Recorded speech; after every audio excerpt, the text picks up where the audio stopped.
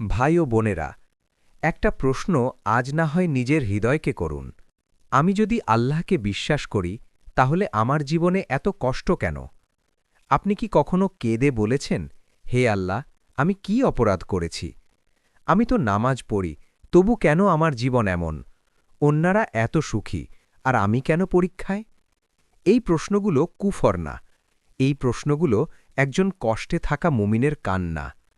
একটি ভুল ধারণা, সবচেয়ে বড় ভুল। আজ অনেক মানুষ ভাবে, যার জীবনে কষ্ট নেই সে আল্লাহর প্রিয়। যার জীবনে কষ্ট আছে, আল্লাহ তাকে ভালোবাসেন না। কিন্তু ভাই ও বোনেরা, এই ধারণা যদি সত্য হতো, তাহলে সবচেয়ে বেশি কষ্ট কে পেয়েছেন? সবচেয়ে বেশি কষ্ট পেয়েছেন কারা? আসুন ইতিহাস দেখি। আদম আলাহিউসাল্লাম, জান্নাত থেকে দুনিয়ায় পাঠানো। নূহ আলাহিউসাল্লাম, ৯৫০ বছর দাওয়াত, অল্প মানুষ মানল। ইব্রাহিম আলাহিউসাল্লাম, অগ্নিতে নিক্ষেপ। ইউসুফ আলাহিউসাল্লাম, ভাইদের বিশ্বাসঘাতকতা, জেলখানা। আইয়ুব আলাহিউসাল্লাম, বছরের পর বছর অসুস্থতা। মোহাম্মদ সাল্লাল্লাহু আলাহিউসাল্লাম, তাইফে পাথর, প্রিয়জনদের মৃত্যু। এরা কি আল্লাহর অপছন্দর ছিলেন, নাকি এরা ছিলেন আল্লাহর সবচেয়ে প্রিয় বান্দা? সত্যটা কি? কষ্ট আল্লাহর ঘৃণার প্রমাণ নয়। কষ্ট অনেক সময় আল্লাহর ভালোবাসার প্রমাণ। রাসূলুল্লাহ সাল্লাল্লাহু আলাইহি ওয়াসাল্লাম বলেছেন, আল্লাহ যাকে ভালোবাসেন তাকেই তিনি পরীক্ষায় ফেলেন। তিরমিজি। তাহলে আল্লাহ কেন কষ্ট দেন? এই প্রশ্নের উত্তর এক লাইনে দেওয়া যায় না। এই সিরিজে আমরা ধাপে ধাপে বুঝব। আজ পার্ট 1-এ আমরা বুঝব কষ্টের দর্শন, ফিলসফি অফ পেইন ইন ইসলাম। ১. এই দুনিয়া কি সুখের জায়গা? আল্লাহ কি বলেছেন, আমি তোমাদের দুনিয়াতে সুখী রাখব? না। আল্লাহ বলেছেন, আমি অবশ্যই তোমাদের পরীক্ষা করব, ভয়, ক্ষুধা, সম্পদ, জীবন ও ফল ফসলের ক্ষতির মাধ্যমে। সূরা বাকারা ১৫৫। দুনিয়া হল পরীক্ষার হল, রিসর্ট না। ২. পরীক্ষা ছাড়া কি যান না? আল্লাহ বলেন, তোমরা কি মনে করো আমরা ঈমান এনেছি বললেই ছেড়ে দেওয়া হবে, পরীক্ষা করা হবে না? সূরা আনকাবুত ২। যদি কোনো পরীক্ষা না থাকত, তাহলে মুনাফিক আর মুমিনের পার্থক্য কিভাবে হতো?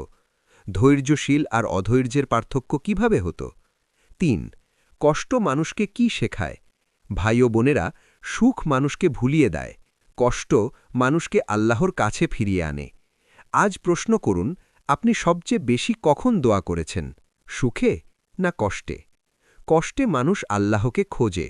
ফেরাউন ডুবে যাওয়ার সময় বলেছিল, আমি ঈমান আনলাম। আজ যারা বলে, আমি আল্লাহকে দরকার মনে করি না, আরা বলে কারণ এখনও ডুবে যায়নি। ৪.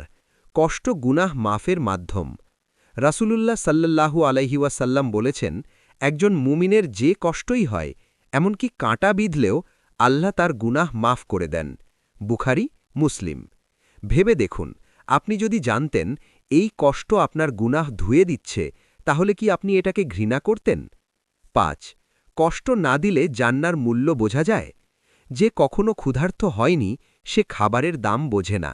যে কখনো কাঁদেনি, সে হাসির মূল্য বোঝে না। ঠিক তেমনি কষ্ট ছাড়া জান্নার মূল্য বোঝা যায় না। জান্না কেন এত দামি? কারণ জান্না হল ধৈর্যের পুরস্কার, ত্যাগের পুরস্কার, কান্নার পুরস্কার। আল্লাহ সহজ জিনিস সস্তায় দেন, কিন্তু জান্না সহজ না। ৬. কষ্ট মানুষকে ভেঙে দেয় না, গড়ে তোলে। হীরে কিভাবে তৈরি হয় জানেন? প্রচণ্ড চাপের মাধ্যমে।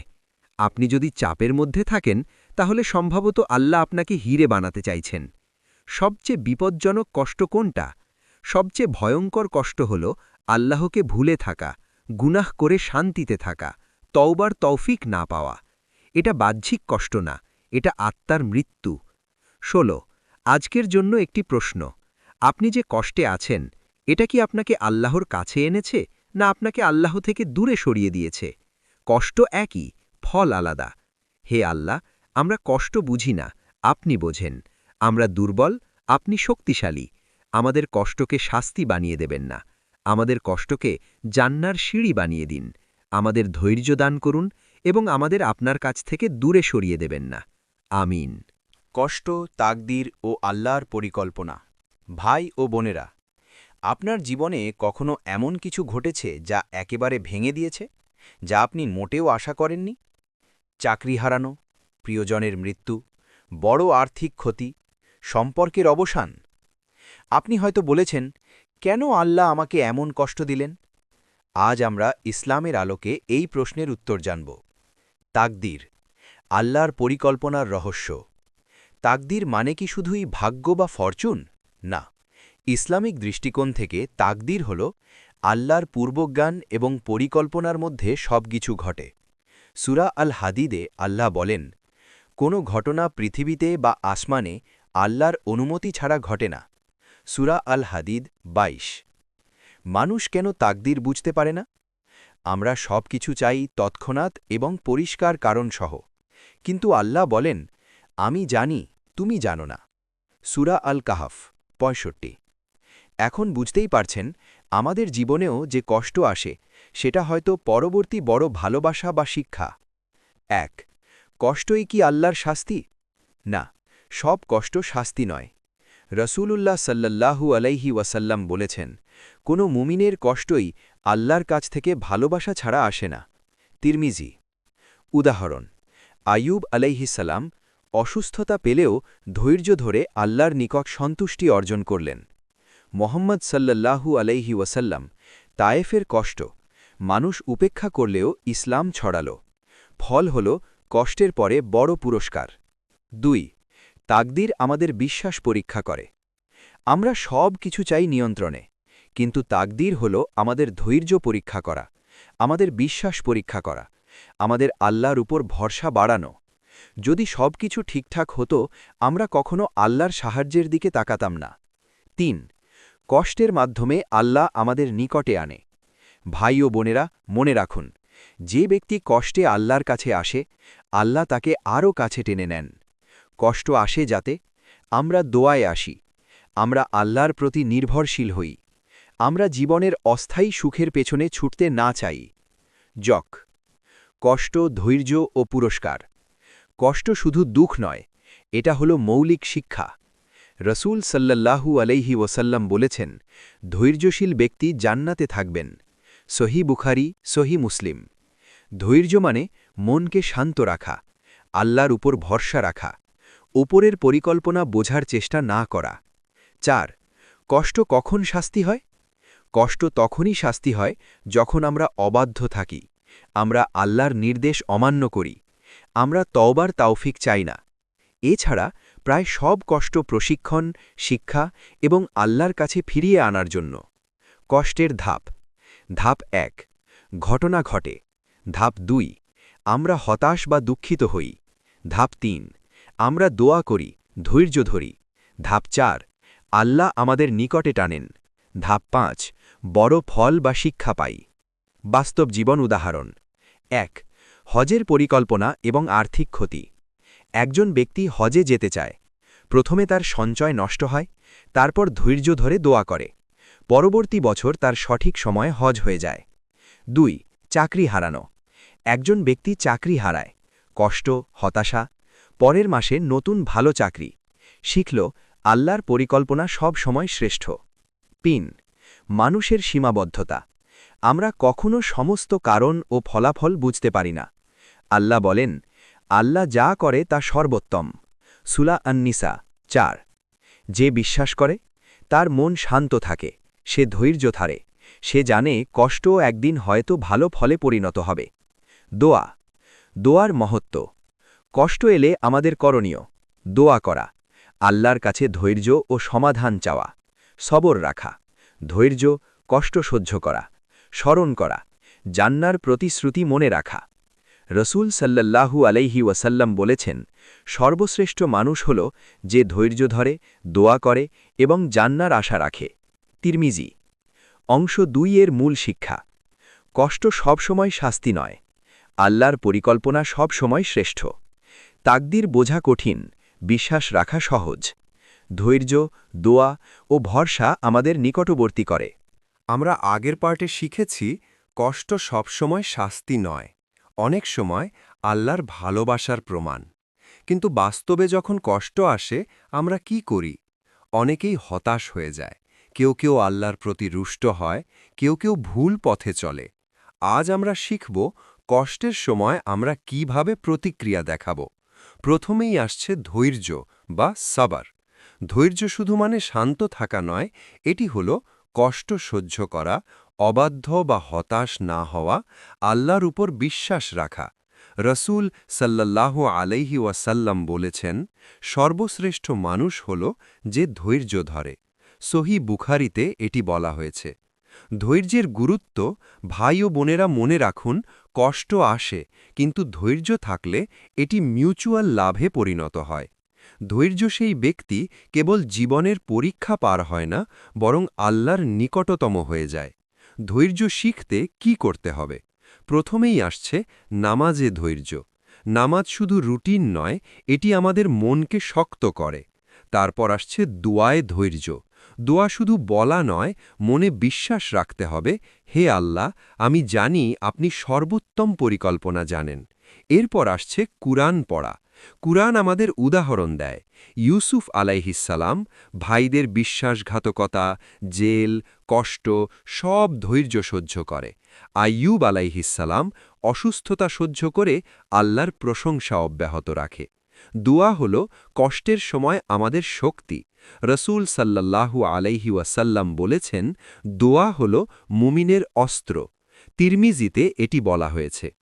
কষ্টের সময় কিছু দোয়া। সাবারের দোয়া, হে আল্লাহ, আমাদের ধৈর্য দাও, আমাদের পরীক্ষার সময় দৃঢ় রাখো। গুনাহ ক্ষমার দোয়া, হে আল্লাহ, আমাদের ভুল ও গুনাহ মাফ করো। নিরাপত্তা ও সহায়তার দোয়া, হে আল্লাহ, আমাদের বিপদ থেকে রক্ষা করো এবং আমাদের নিকটবর্তী করো। কষ্টের সময় করণীয় প্রথমেই আসছে ধৈর্য ধরা।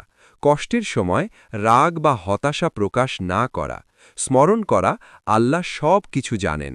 দোয়া করা, দোয়া শুধু মুখের কথা নয়, বিশ্বাস ও আশা নিয়ে করা। ইসলামের শিক্ষার অনুসরণ, নামাজ, রোজা, কুরআন পাঠ। ভালো কাজ করা, ধন সম্পদ ও দুনিয়ার প্রতি অতিরিক্ত সংযুক্তি কমানো। কষ্টের সময় আমরা দুনিয়ার দিকে না ঘুরে আল্লাহর দিকে তাকাই। এরপর আসছে ধৈর্য ও দোয়ার উদাহরণ। প্রথমেই আসছে ইউসুফ আলাইহিসসালাম। ভাইদের পেছনে ফেলে জেলে যায়, কষ্ট সহ্য করে, দোয়া ও ধৈর্য রাখে। ফলে আল্লাহ তাকে গুরুত্বপূর্ণ অবস্থানে বসান। আইয়ুব আলাইহিসসালাম অসুস্থতা সহ্য করে, হতাশ হয় না, আল্লাহর প্রশংসা অব্যাহত রাখে। ফলে আল্লাহ তাকে সুস্থ ও ধনী করেন। এই উদাহরণগুলো আমাদের দেখায়, কষ্ট আসে, কিন্তু ধৈর্য ও দোয়া জান্নার সিঁড়ি। কষ্ট আমাদের মানসিক ও আত্মিক শক্তি দেয়। কষ্টের সময় আমরা ধৈর্য শিখি, কষ্টের সময় আমরা আল্লাহর কাছে ফিরি, কষ্টের সময় আমরা আমাদের সীমাবদ্ধতা বুঝি, কষ্টের সময় আমরা নিজের চরিত্র গড়ি। মনে রাখবেন, কষ্ট মানুষের ধন বা ক্ষমতা নয়, তার চরিত্র গড়ে। সামাজিক দিক, কষ্টের সময় অন্যের পাশে থাকা জরুরি।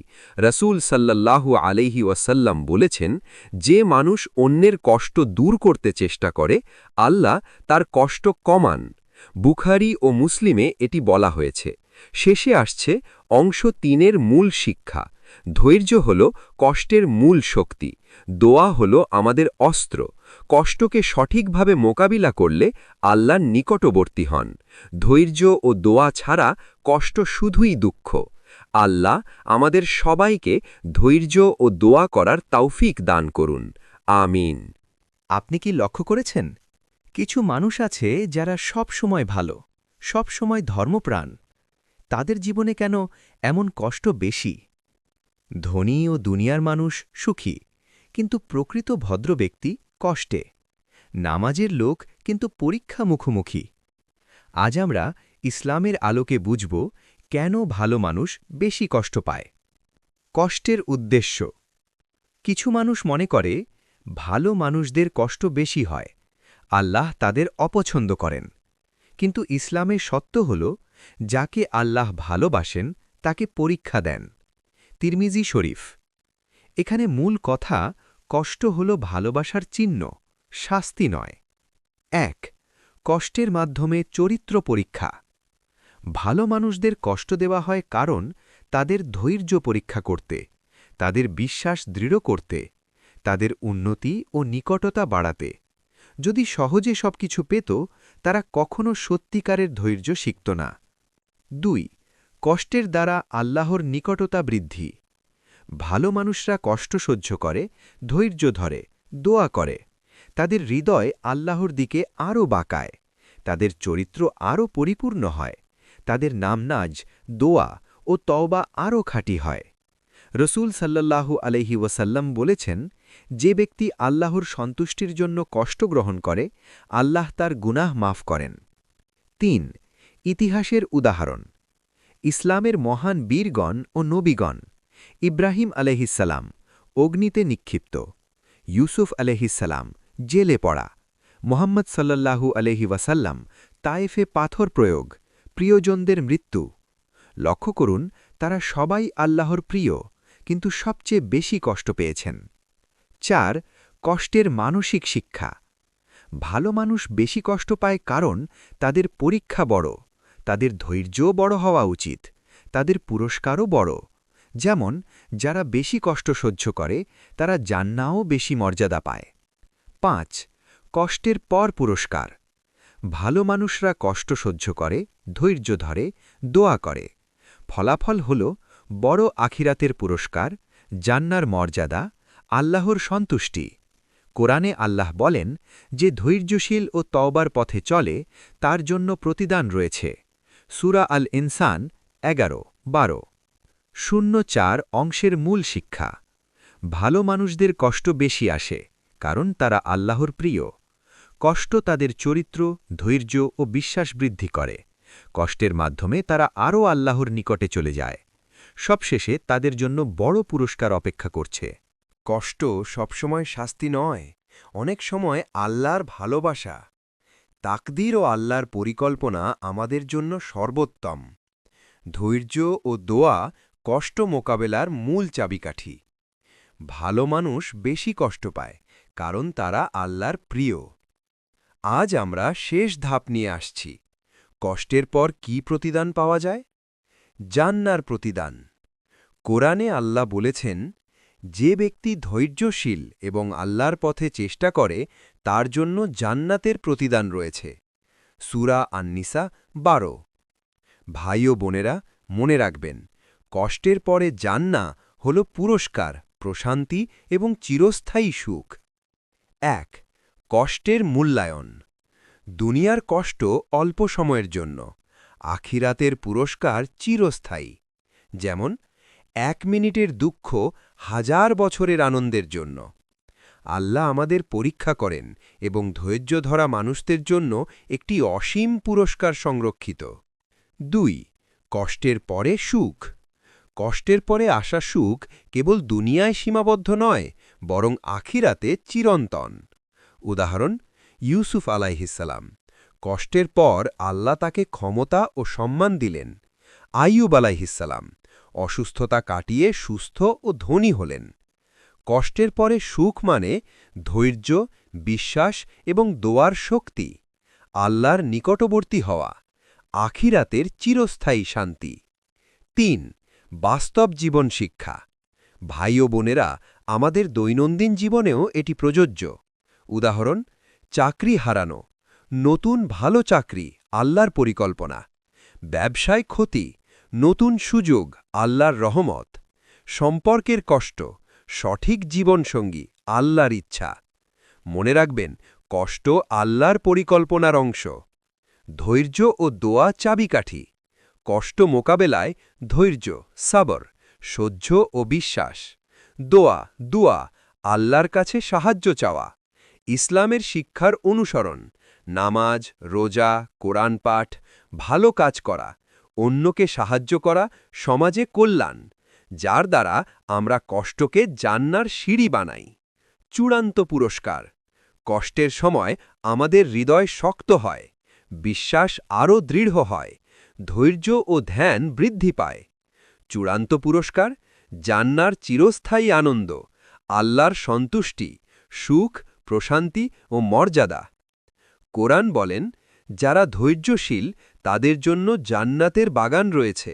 সূরা আল ইনসান 11-12। জীবনধর্মী মূল শিক্ষা। কষ্ট হল আল্লাহর পরীক্ষা ও ভালোবাসার প্রতীক। ধৈর্য ও দোয়া কষ্ট মোকাবেলার মূল চাবিকাঠি। ভালো মানুষ বেশি কষ্ট পায়, কারণ তারা আল্লাহর প্রিয়।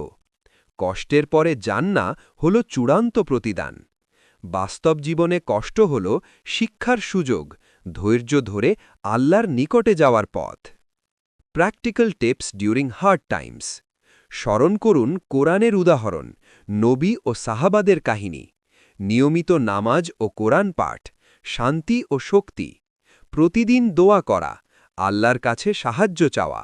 ভালো কাজ করা, কষ্টকে ধারাবাহিক ভালোর সাথে মিলিত করা। আল্লাহর উপর ভরসা রাখা, জান্নার প্রতিশ্রুতি মনে রাখা। আমিন। হে আল্লাহ, আমাদের কষ্টকে আমাদের জন্য প্রশিক্ষণ বানান। আমাদের ধৈর্যশীল, দোয়াবল ও আল্লাহ ভক্ত বানান। আমাদের জান্নার প্রতিশ্রুতি মনে করিয়ে দিন। আমাদের হৃদয়কে শান্তি, বিশ্বাস ও তওবার পথে রাখুন। আমাদের কষ্টকে আল্লাহর সন্তুষ্টির সুযোগ বানান। আমিন।